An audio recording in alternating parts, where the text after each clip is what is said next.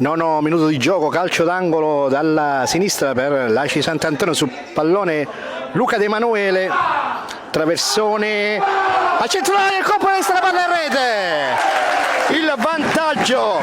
dell'Aci Sant'Antonio, la rete di Juan Chama che sblocca il match al minuto 9 di questo primo tempo. Juan Chama sblocca la contesa in questo ritorno delle ottave di Coppa Italia sugli sviluppi del corner battuto da Luca De Emanuele, la direzione vincente da parte del numero 5 di casa, che naturalmente fa sì che l'Aci Sant'Antonio si porti in vantaggio per 1-0 sulla Leonfortese. Lopez che allarga il pallone per De Emanuele, si prepara la conclusione, deviato, pallone in aria, la girata in bello stile e arriva il raddoppio di Pavisic, il capitano dell'Aci Sant'Antonio, che mette decisamente in discesa oltre che questa partita soprattutto la qualificazione ai quarti. 2-0 per l'Aci Sant'Antonio, il raddoppio da parte di Pavisic a minuto 13 di questo primo tempo, con la formazione di casa sul doppio vantaggio.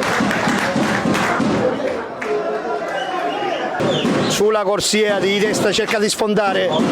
serie di finte, ancora De Emanuele, il traversone Pavisic e la palla in fondo al sacco. Grande azione dell'Aci Sant'Antonio che possiamo sicuramente rivedere con la camera a bordo campo. Gran lavoro da parte di Luca De Emanuele, ha messo davvero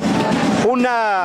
pallone invitante a centro area, la direzione aerea puntuale e precisa di Pavisic. 3-0, nulla da fare per Emanuele Russo.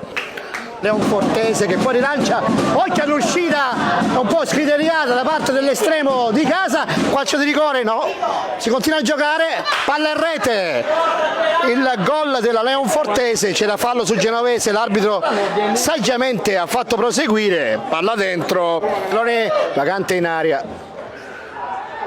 c'è calcio di rigore proprio all'ultimissimo minuto, al 47esimo del secondo tempo. Calcio di rigore per la Leonfortese, conclusione, la palla in rete, toccata da Toscano, arriva contemporaneamente il triplice fischio arbitrale, quindi dopo la vittoria dell'andata 4-2 a Leonforte, vista il successo anche al ritorno, la formazione dell'Aci Sant'Antonio vince 3-2 contro la formazione di mister Mirto.